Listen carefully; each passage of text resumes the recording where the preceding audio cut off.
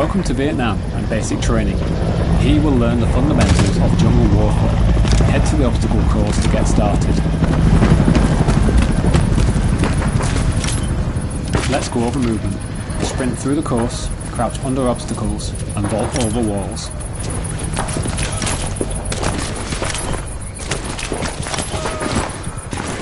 Climb the ladder. Use it to reach vantage points on the battlefield. Now, walk off the ledge to drop down. Use the bandage to heal yourself when wounded.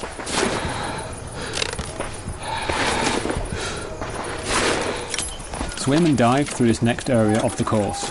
Swim to get across waterways, and dive to avoid obstacles and enemy sights. You can only hold your breath underwater for so long.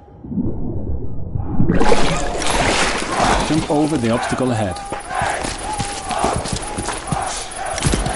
The bayonet is a powerful melee attachment that can be equipped to your weapon. Do this now and attack the dummy ahead. When you're aiming down sights, you can lean left or right to peek around corners without exposing yourself fully.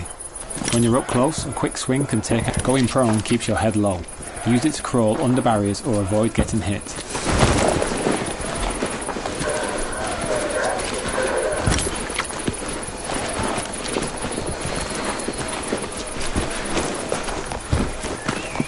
Hell Let Loose is built around the command structure. Unit members follow their unit leader. Unit leaders take orders from the commander.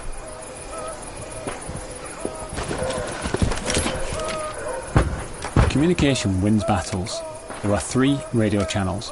Unit communicates with your unit members, proximity with teammates nearby, and unit leaders have the leadership channel to speak to other unit leaders and the commander.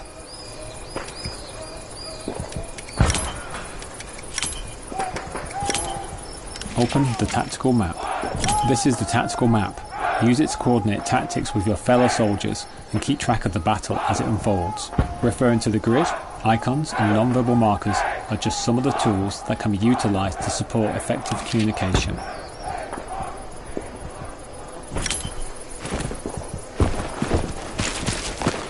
These are all the different structures that can be placed during the battle.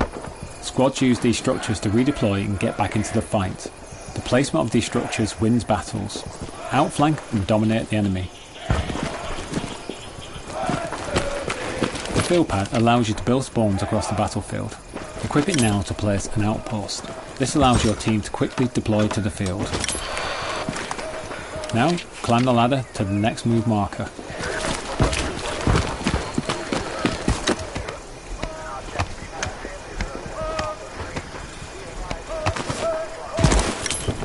When words aren't fast enough, you can use a non-verbal communication marker to indicate different types of danger. Give it a go and mark the infantry targets ahead.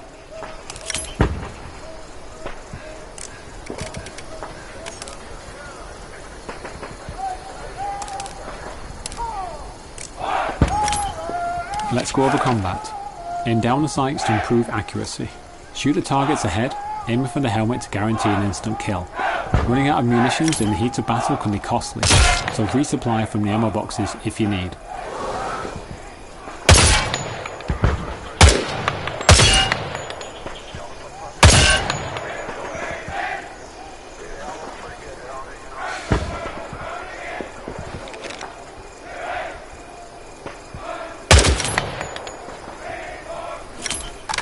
Now, climb back down the ladder and move to the next location.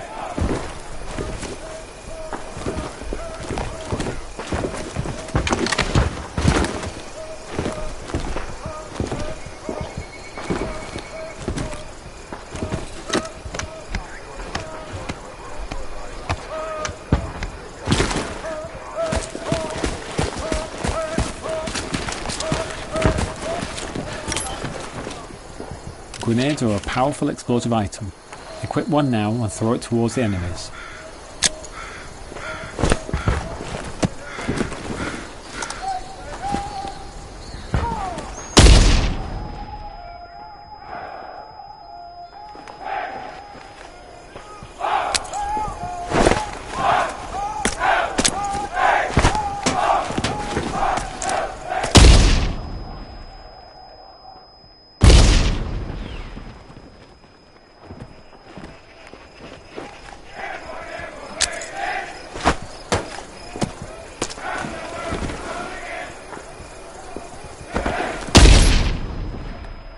Now let's learn the fundamentals of capture points.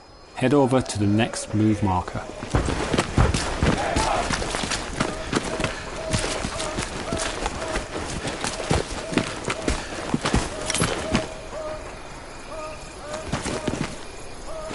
A capture point is one of the main objectives that both teams fight for control. A capture point is under a team's control when their numbers exceed that of their enemies. The team that controls the capture point has ownership over map territory. These are known as sectors, and they dictate the flow of the battle. Now move inside the hard capture radius of the capture point. This is the most important location for contesting the objective. The capture point is contested. Neutralise all the enemies to start capturing the point.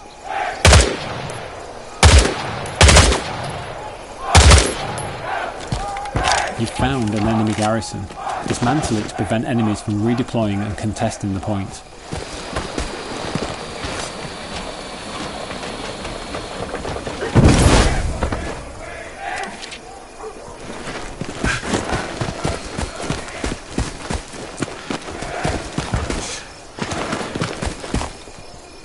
Good job, you've captured your first capture point. Check the map and observe the territory you've just claimed from the enemy.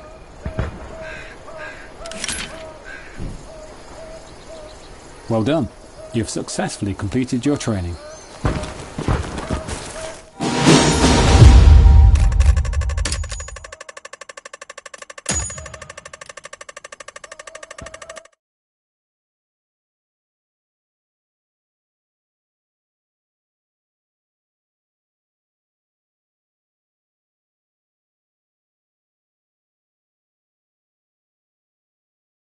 Welcome to Squad Leader Training. Here you will learn about the different types of spawn structures that can be utilised in a battle, including their strategic advantages and limitations. As an MVA squad leader, you will also learn how to build and utilise a tunnel network. Now, let's open the tactical map. Before we start, it's important to understand sectors and territory.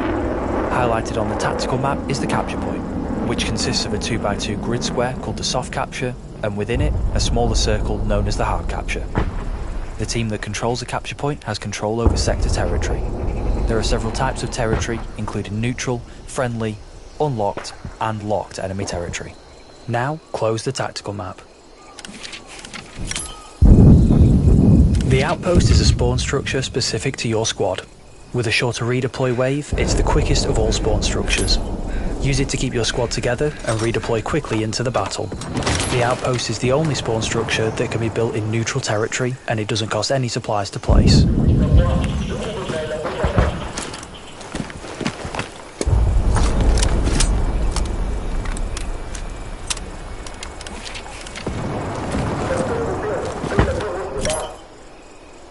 Observe the capture point being seized by our team and the territory changing from neutral to friendly.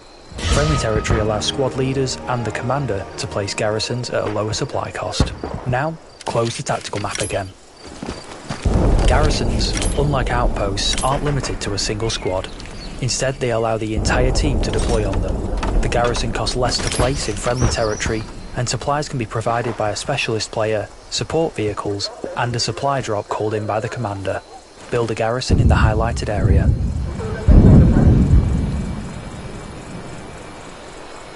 A tunnel is a special kind of structure used by the NBA to build a network of rapid deploy locations. Build one now in the highlighted area.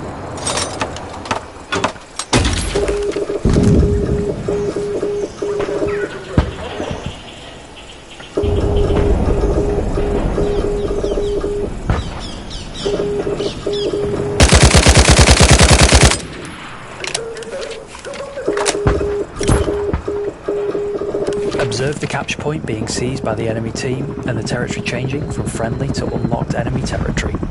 Because our team lost the territory, all spawn structures we've placed have been destroyed. While spawns can still be placed within unlocked enemy territory, doing so requires a higher supply cost. However, in locked enemy territory, such as columns G through J, no spawns and tunnel structures can be placed in those sectors. Now, close the tactical map once more. Let's play place a new garrison. It costs more to place garrisons in unlocked enemy territory. It's important to remember that garrisons need to be placed at least 200 metres away from each other. NVA garrisons can also be connected to tunnels.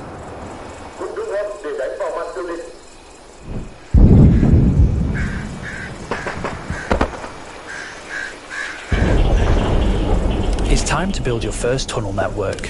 Open the Tactical Command has placed a tunnel in E5. First, select the tunnel icon, then select the garrison we just built to make a connection. We can now fast travel using the tunnel network. Start by entering the garrison. The time it takes to travel varies based on the distance between the two structures. Dismantling a tunnel or spawn structure will remove the placement cooldown and will free up space for the commander and squad leaders to place other structures of their own. It will also break any tunnel connections made previously.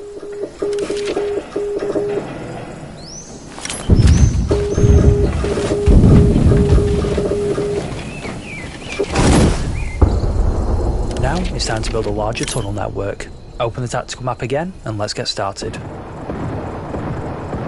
Remember, only the NVA commander and squad leaders can connect and disconnect tunnels. The distance between the two structures is limited, and garrisons can only connect to tunnels and not each other. Well done, you have completed your training.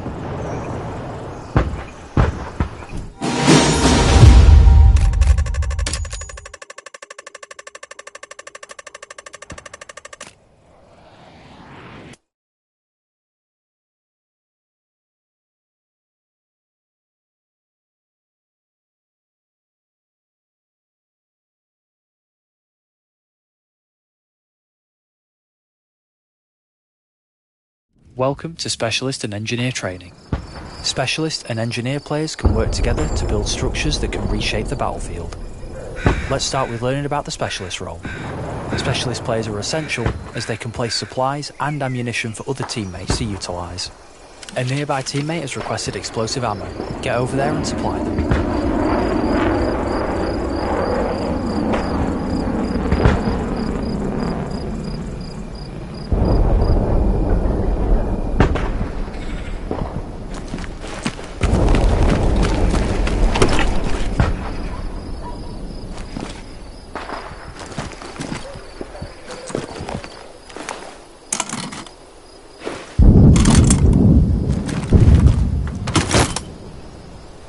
An engineer has left a barricade blueprint along the road that needs to be built. Use the hammer in your loadout to finish constructing it. Any nearby teammates with a hammer can help speed up the building process as well.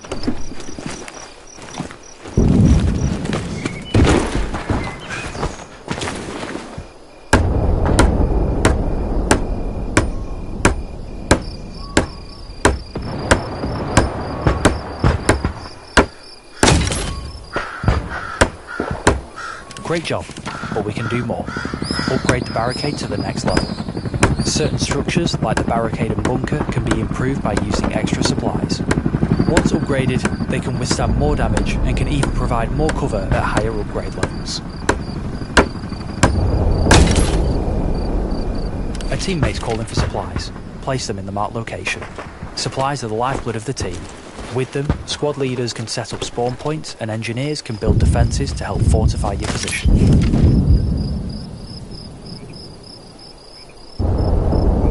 Your squad leader is requesting you redeploy as an engineer and help secure your team's defensive position.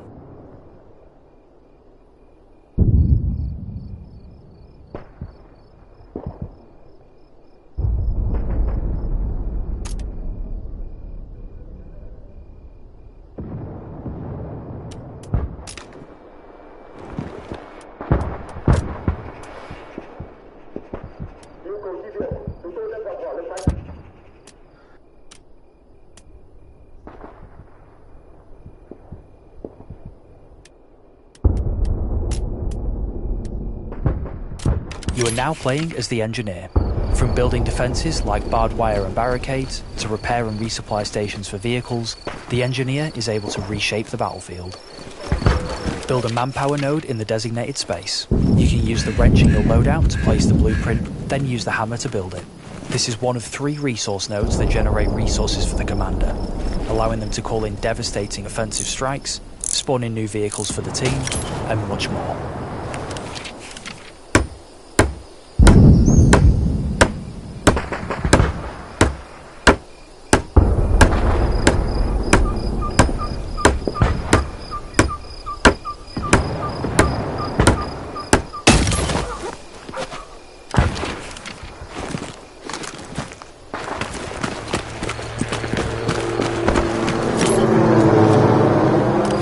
Let's build up our defences to hold off future enemy attacks.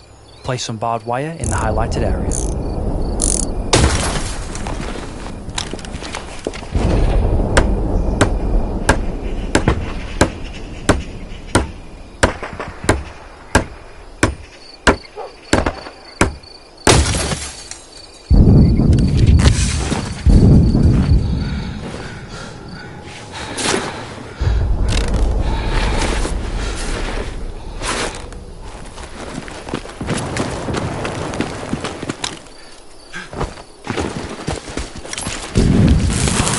The engineer has a blowtorch in their loadout that can be used to repair damaged vehicles. Let's approach the nearby tank and help it out.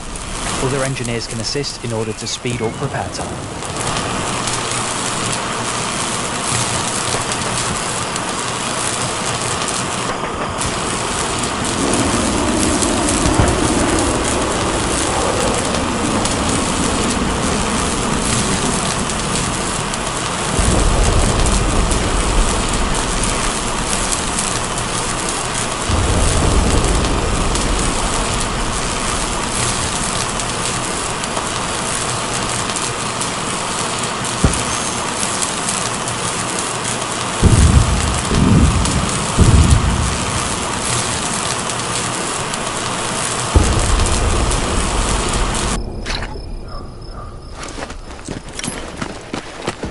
As an engineer, you're also able to destroy enemy structures.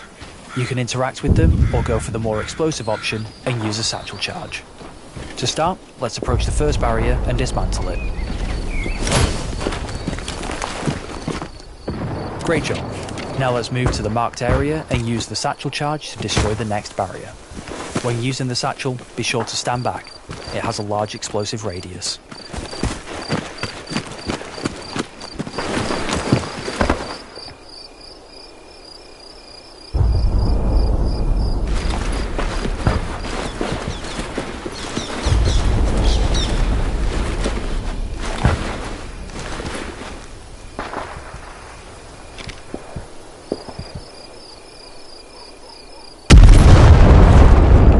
Congratulations, this concludes your training.